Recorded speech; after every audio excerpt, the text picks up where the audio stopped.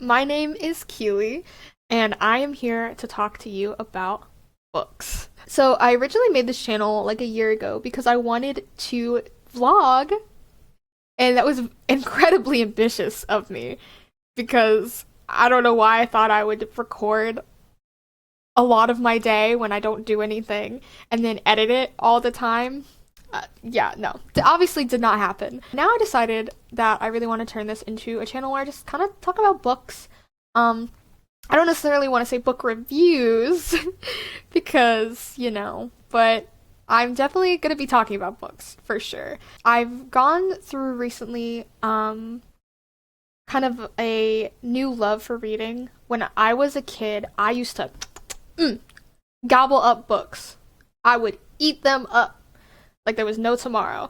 Like I would be reading 2-3 books at one time.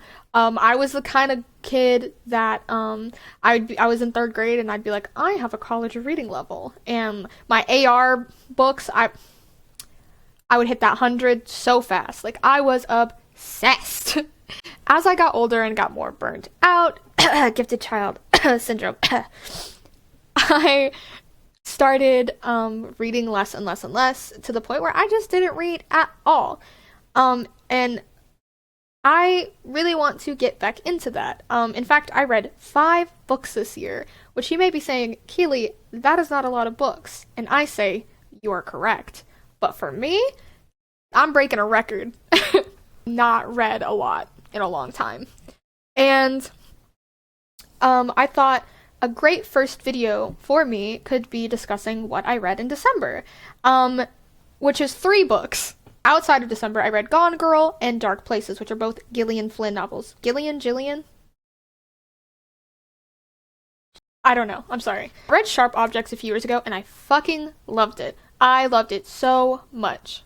I've started Gone Girl a billion times, but up until this year, I finally started it and finished it. I finished it relatively quickly. I finished it in a couple weeks, which, again, as a kid, I could read a book in like 2 days. Or a day, depending. But I also had way more free time as a child, because I didn't do anything. I didn't have a job. And then I read Dark Places, and, did I love either of those books? Not really. I still think the writing was really good, and I still like her as an author, but I just don't think they were the stories for me, unlike Sharp Objects, which something about it really resonated with me. I really liked it. I did not have that same feeling about Gone Girl and Dark Places. Is it Dark Places or a Dark Place? I don't know. I can't see it. It's dark blue text on a black cover. It's kind of hard to see from over here. I can read all the other ones, but I can't read that one. I read those 2 books, and I'm like, and I started another book, and I DNF'd it, which was Wilder Girls. I actually have it right here. Wilder Girls. I maybe will finish this book one day. Also, I know you won't be able to read this. I'm sorry. I have my camera flipped for insecurity reasons. So apologies. But will I be finishing this? Probably not. Maybe. Anyways, but my problem with what I read, at least currently, is my bookshelf over here is mainly made up of horror and true crime. And while I still love horror and true crime, I've been playing Baldur's Gate a lot. And that made me really want to get into fantasy. And then also, with one of the romances in the game, Gale, is that I really want to try romance as well. I really want a good slow burn romance. I just want to dip into those fields. I want some fantasy, I want some romance, maybe some fantasy romance. Why not bundle it up? I'm also open to any other genre, because you know what? You never know unless you try. And that's what I want to do. But that's why, for Christmas, I asked for a Kindle. And I got it. And I've already read 2 books on it. I read 1 physical book, 2 books on here. I'm reading another book and a physical book, which one rule I gave myself was I'm not going to read more than 1 book at a time, because I just really want to focus in on that 1 book, and I've already broken that rule because I am reading 2 books right now. Technically 3. I won't do it after this, I promise. But I I got the Kindle because I don't have physical space really for more books. And also, if I'm going to be trying a bunch of new genres, I don't really want to spend a lot of money on a book that I may not like. You know, Kindle Unlimited has a lot of different books on there, so that was my solution. And you know what? It's been great so far. I was really scared about getting a Kindle because I'm definitely like a physical book fan. I love having a physical book in my hand. I love turning the pages. I love smelling it. Like, I love a book. And I was really scared about having the Kindle, and also that sometimes when I'm looking at a screen, my attention span is not there. I can't focus. It's hard. But honestly, it has been the opposite effect.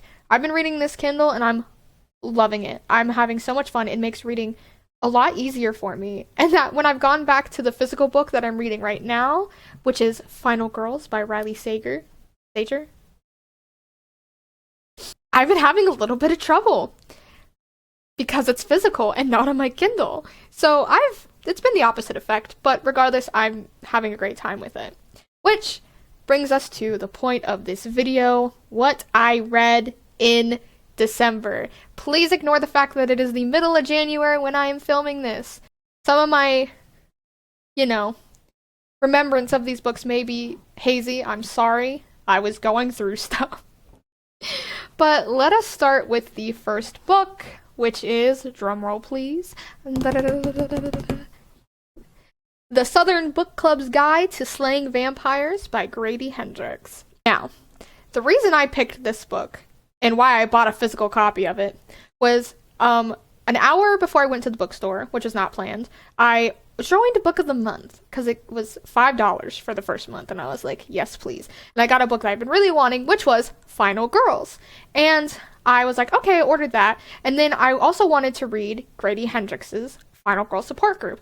But then I was like, I really don't want to read two books back to back that are kind of similar concepts because I don't want to judge one or the other because of that. So I decided to get this one instead. This book is one reason. Cover is gorgeous.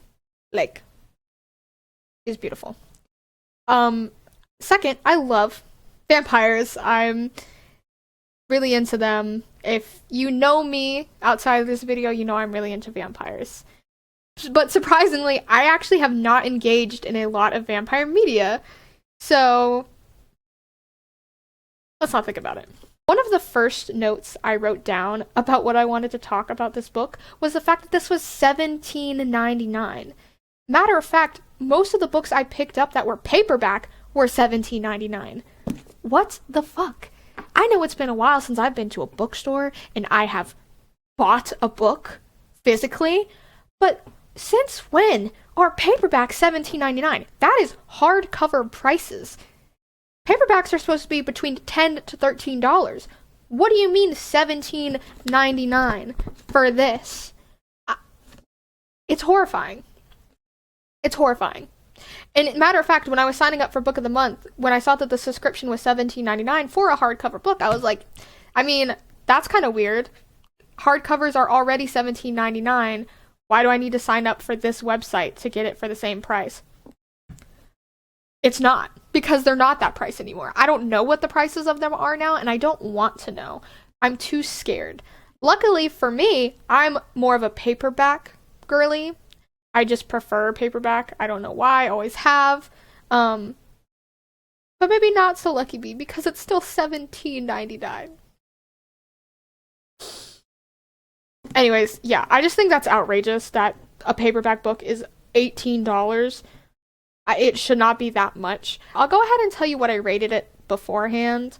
Because I'm just going to explain kind of why I gave that rating as I go through the book. Now, this is based off the Goodreads grading scale of out of 5 stars. 1, I hated it. 2, did not like it. No, but I didn't hate it. I just did not enjoy it. 3, I like it. It was a good book. 4 is I really, really liked it and, recommend it, whatever. And then 5 is I absolutely love it. I gave this book 3 stars, and I will get into why I did that soon. Fried green tomatoes and steel magnolias meet Dracula in this southern-flavored supernatural thriller set in the 90s about a women's book club that must protect its suburban community from a mysterious and handsome stranger who turns out to be a blood-sucking fiend. I'm actually going to read you a few more, the 2 other paragraphs of this synopsis, and then we'll get into my review of it. Patricia Campbell had always planned for a big life, but after giving up her career as a nurse to marry an ambitious doctor and become a mother, Patricia's life has never felt smaller. The days are long, her kids are ungrateful, her husband is distant, and her to-do list is never really done. The one thing she has to look forward to is her book club, a group of Charleston mothers united only by their love for true crime and suspenseful fiction. In these meetings, they are more likely to discuss the FBI's recent siege of Waco as much as the ups and downs of marriage and motherhood. But when an artistic and sensitive stranger moves into the neighborhood, the book club's meetings turn into speculation about the newcomer. Patricia is initially attracted to him, but when some local children go missing, she starts to suspect the newcomer is involved. She begins her own investigation, assuming that he's a Jeffrey Dahmer or Ted Bundy. What she uncovers is far more terrifying, and soon she and her book club are the only people standing between the monster they've invited into their homes and their unsuspecting community. Wow. So, let's talk about this book and what I felt about it. So, when I started reading this book, I was enjoying it, but there wasn't a lot going on because we obviously had to set up the characters' relationships, dynamics with each other, especially between Patricia, our main character, and Carter. The 5 main women in this book, well, 6, are Patricia, Kitty, Slick, Mary Ellen, and Grace. And then we also have Mrs. Green, who is hired by Patricia to help take care of her ailing mother-in-law, Miss Mary, who is Carter's mom. The first few chapters, things are really, not boring, but like, there's not a lot going on. We're establishing the housewives book club, because at the beginning of the book, they are kicked out, or Patricia's kind of like kicked out of a book club, and Kitty meets her outside and she's like, hey, you want to join a book club? And then we get that set up, and how they either only read horror or true crime, which is why it's called this. Anyways, now I'm not going to try and spoil a lot of this, but I just kind of want to give you a general sense of things that happen in this book. One thing I do like is throughout the book, you have something crazy happen, you'd be like, what the fuck? Like, chapter 4 literally made me audibly say, what? When I was reading this. And it'll just get gruesome really quick, and then it'll housewife shit, and then something batshit insane. Something so gory and gruesome, and I'm like, oh, okay. But that's the thing. That's what got me hooked, because I would be reading, and I would be getting through all, like, the, I don't want to say mundane or dull, because it's still interesting. Like, I was still enjoying my time reading it, but, like, there wasn't a lot going on, right? And then all of a sudden, it'd be, like, something crazy, and then I would have to keep reading, because I'm like, well, what happens with the aftermath? And that's how it kept me going for such long periods of time. That's why one night I sat down to read 30 minutes, and then I read for 4 hours. That being said, once I get to chapter 20 in particular, that scene, I'm not going to talk about what the scene was, but that scene made me so genuinely angry that I had to put the book down. You have a lot of build-up to this point, and then it all comes crashing to a halt. And it's so misogynistic. These men in this book, I hate. Now, I know that this is the point, and it's part of the themes of the story. However, I am someone who cannot really handle misogyny in media, just because it just makes me so angry when I see it that it kind of ruins whatever it is for me. Like, I tried to watch Mad Men, I could not do it. I literally could not do it. The way that the women were treated, and again, I get that that was the point, just made me so mad that I just couldn't finish it. And there is a scene in this that involves a lot of misogyny and a lot of men being like, we're the men, you're gonna do what we say, and being like, no, I'm friends with this guy, so he could never do anything bad. You're just women. What do you know? That scene pissed me off so much. And my opinion of the book kind of does go downhill from here. And another problem with this scene is, with all this, with this climax, and then the complete just disruption of that, and then all these men being fucking misogynist, is I don't think the, I guess, payback scene is good enough. Because when I was reading it, I was like, these men better get something coming to them towards the end of the book. You know, like that would be kind of your assumption when you're reading. You have a scene like this, and then, okay, they're gonna get some kind of vengeance or payback. I don't really know how to word that. I hope it makes, what I'm trying to say is making sense. And I don't really feel like the payoff scene for that was good enough. I can't tell you what it was because that would be spoilers, but I wasn't really satisfied with how the men got out of this, I guess, in response to that scene. But that could just be me. I don't know. So that, again, already being angered by that scene, and then the payoff just not being what I wanted it to be, did leave me a little disappointed. But again, that's just me. So that scene made me really angry. Kind of gave me the first bad taste in my mouth about this book.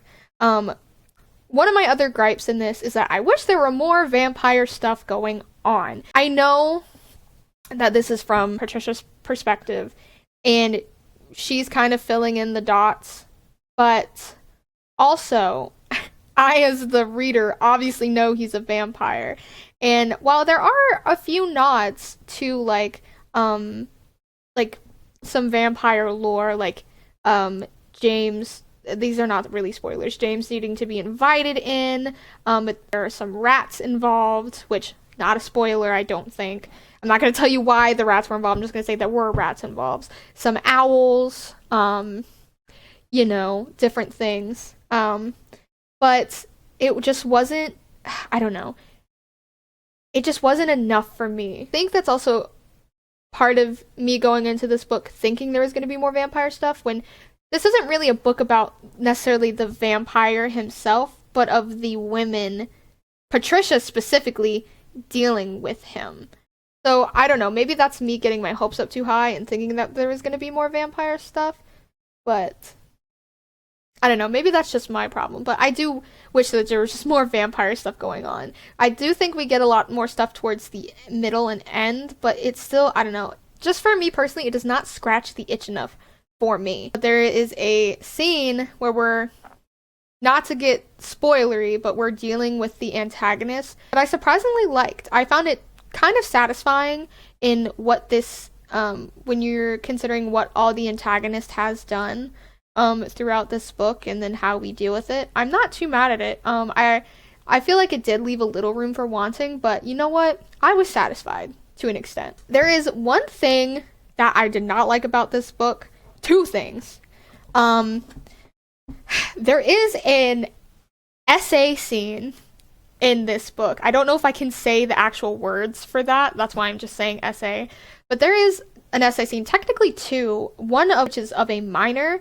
But I wouldn't say it's not the same as the other SA scene, which to me came out of nowhere. When I got to this point in the book, I was actually on my lunch break. I read the scene, and I was a little bit into the aftermath of it, and then I had to go back to work. So I was sitting there feeling gross the rest of my work day, and I did not enjoy that. Honestly, I wish I had known that this was a scene in the book before I had read. I still would have read the book, but at least I would have been prepared. So, yeah, towards the end of the book, there is an essay scene. It doesn't really get too graphic, but, like, I don't know, just the implications and the aftermath still left me feeling sick. Especially to the character that it happens to. I just didn't enjoy that. So yeah, not my favorite. Overall, I did enjoy the book. I'd say that I wouldn't recommend it, because I would, as long as you know what you're getting into, and you know that there's like themes of misogyny, racism, classism, fucking, there's a lot going on in this book. The main characters are a bunch of rich white people, so, you know. I do enjoy Grady's writing style, and I did like the book, but I did have a lot of issues as well, which is why I rated it 3 stars. I'm definitely gonna try out a bunch of his other books, like, you know, I just don't think that this was the story for me. But hey, maybe this is someone else's 5-star read. Who knows? Just be mindful. Read content warnings before you read a book. Okay. Next book. The next book, actually, so I read this one at the beginning of December, and then I waited like 2 weeks before I read anything else because I tried to read Wilder Girls again, because I had actually started it in October, and I was like, okay, I need to finish Wilder Girls. Like, I need to finish it, and I'm not allowed to read anything else until I finish it. So instead of reading it, I just didn't read it because I didn't want to read it, and that's why I decided, obviously, to DNF it. But that's why there's such a large gap in December, where I went the 1st of December to this, to like December 20th, reading this. But I read 2 books on here in between December 20th and the end of the year. And the first one on my Kindle was The Housemaid by Frida McFadden. Now, I actually added this to my TBR because I watched Lexi, aka Newly Nova's video about I think it was the one where she was just reading a bunch of thrillers, and it's been a while since I've seen that video. The thing I remember her describing this book as was messy, and I thought that was really interesting. So I was like, you know what? I know this is a Kindle Unlimited book, so this will be one of the first ones that I read when I get my Kindle. And oh, did I read it? I read it really fast. I read it in 2 days. This book, I gave it 3 stars. I did like it. Is it a good book? That's debatable. I have a lot of problems with the writing, and like the way the characters behave just as people. Like, these are like, the main character is the main character is something else. Some of the choices that she makes, I'm just like, why? Why are you doing the things that you're doing? I don't get it. But before we get into it, I'm gonna read you the synopsis for this book, and then we'll get into what I think. Welcome to the family, Nina Winchester says as I shake her elegant, manicured hand. I smile politely, gazing around the marble hallway. Working here is my last chance to start fresh. I can pretend to be whoever I like, but I'll soon learn that the Winchester secrets are far more dangerous than my own. Every day I clean the Winchesters' beautiful house top to bottom. I collect their daughter from school and I cook a delicious meal for the whole family before heading up to eat alone in my tiny room on the top floor.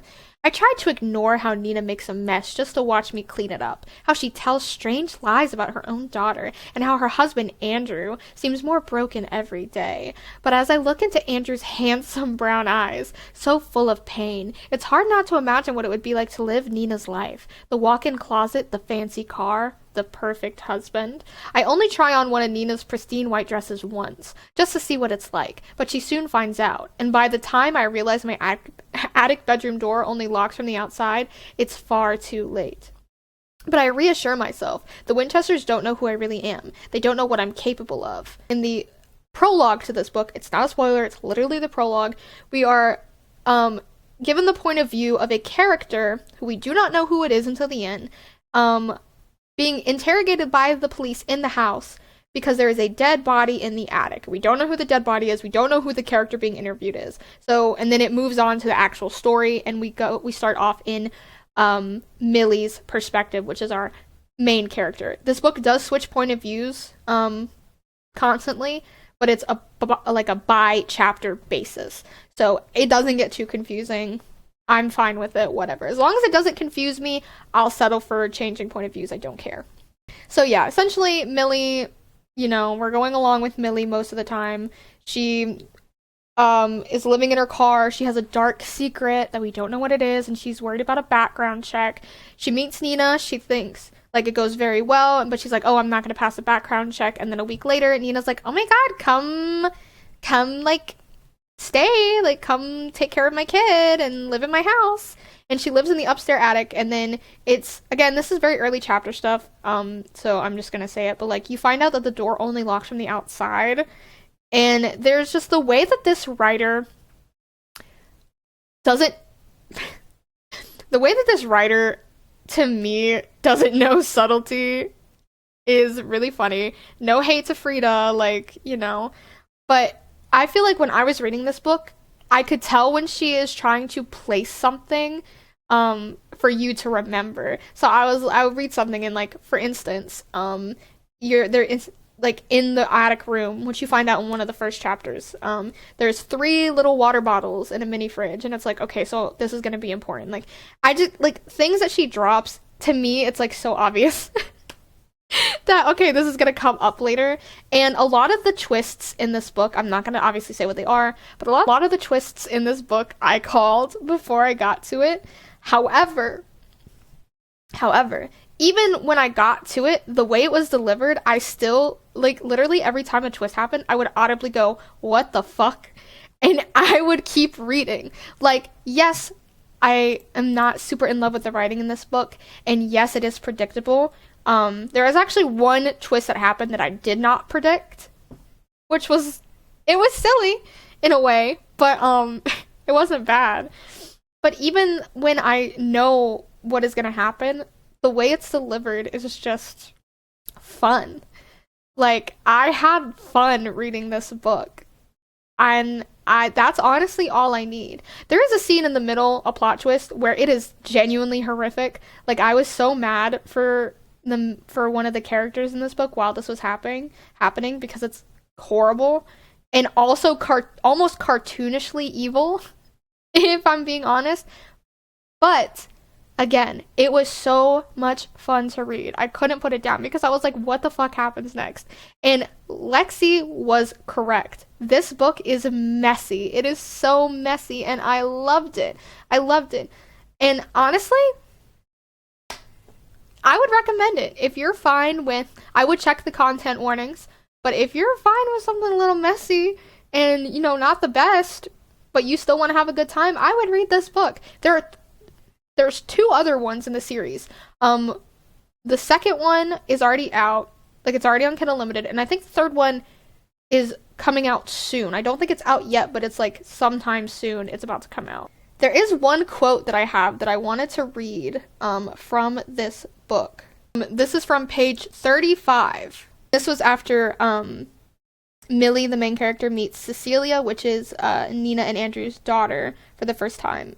She goes, "If this is the part of the job where I find out Cecilia has actually been dead for 10 years and is a ghost, I'm quitting. Well, maybe not, but I might ask for a raise." That made me laugh out loud. I'm sorry. I laughed. I thought it was funny, and I enjoyed it. So there is some humor in this book. But yeah, this main character, is something. So yeah, if you want like a messy read where some of the choices the characters make no sense and you sometimes want to rip your hair out, but still have fun, this is for you. And it's a thriller, so twists to be found. You might guess them ahead of time, but I guarantee you might not guess the last one. It was crazy. Anyways, moving on.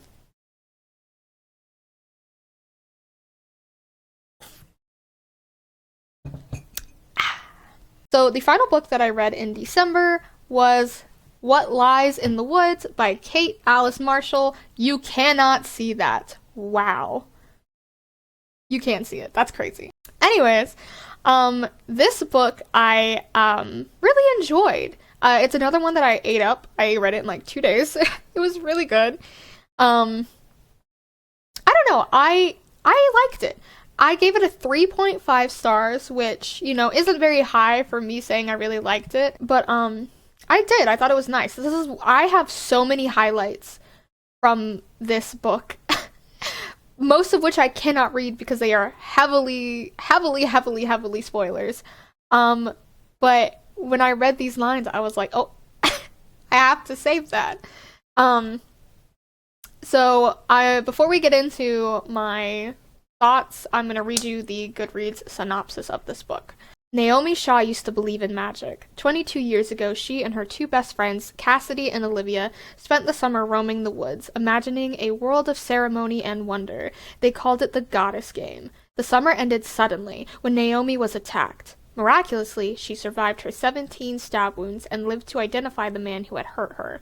The girl's testimony put away a serial killer wanted for murdering 6 women. They were heroes.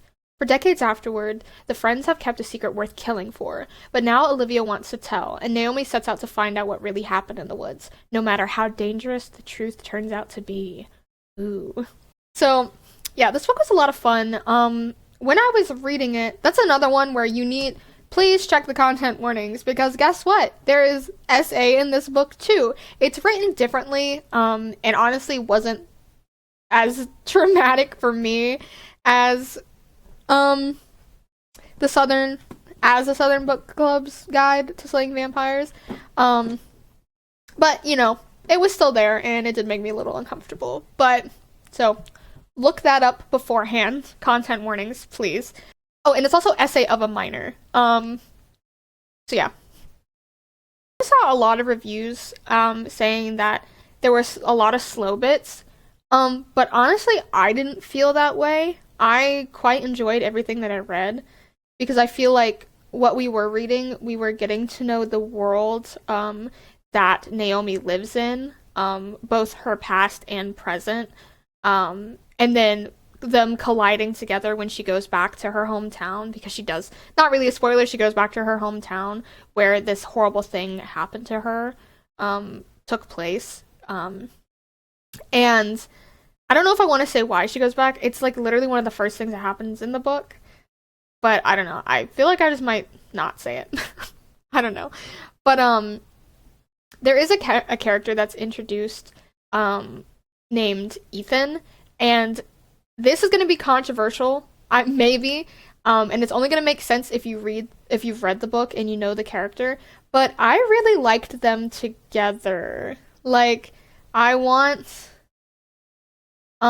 romance. I want more romance with them. And again, that might be controversial if you read the book, but I really like their dynamic.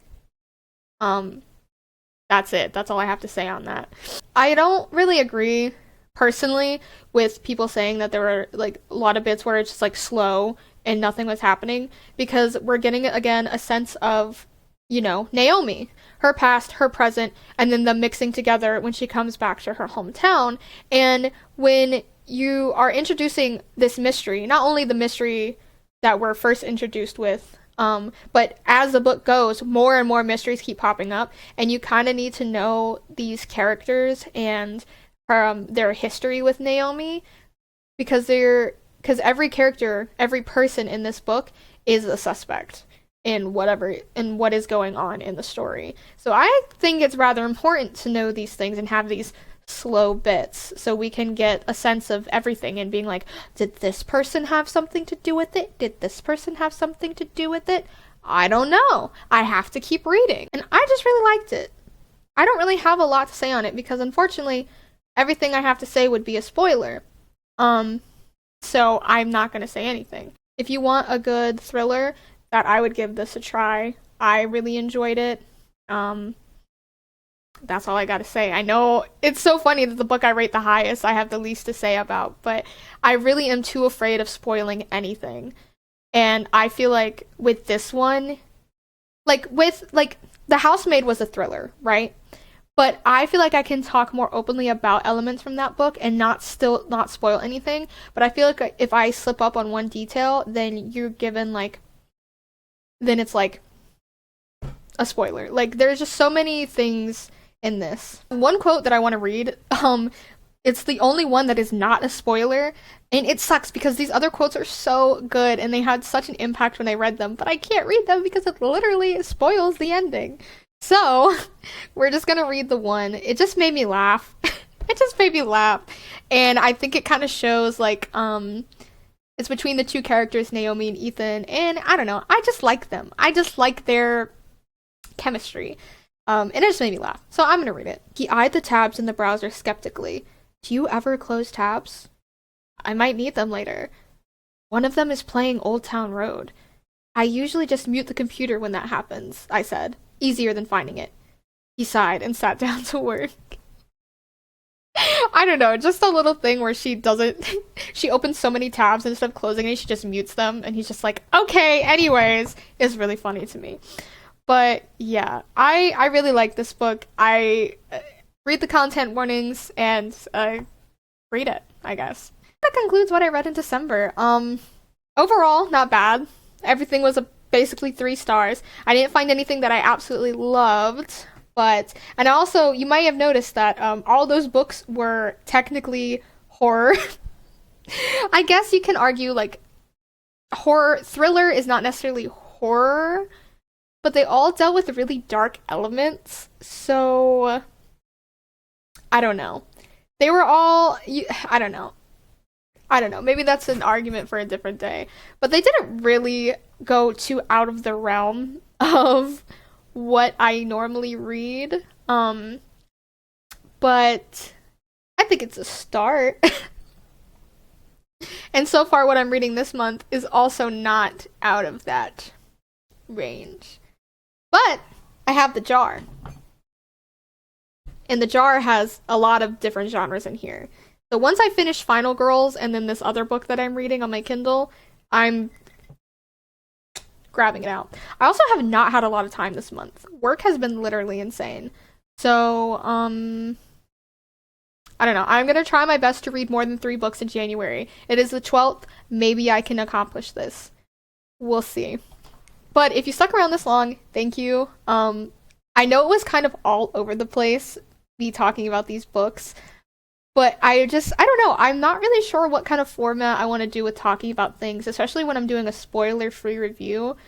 And this is also my first video I have ever made. So, I don't know. I live stream a lot, and I have no problems doing that. I'll sit down in front and I'll be like, I'll yap away. But filming a video, filming this, I have like stage fright. I don't know why. So I am a little nervous and a little all over the place, and I'm just not sure what kind of format I'm going for. But I also feel like the more videos I make, the more I'll kind of solidify what I want to do. And yeah. So hopefully it was still cohesive in some way and you enjoyed it. And yeah, thank you for watching. I can't wait to make another one. I'm thinking of I don't want to just only do like what I read in a month. I would like to do other things, like maybe I did have an idea of revisiting books I read in my childhood, because there were a few book series that I was very dedicated to as a child, and I would love to go back and like try them now and see how I felt. And then, just random stuff, maybe reading challenges, stuff like that.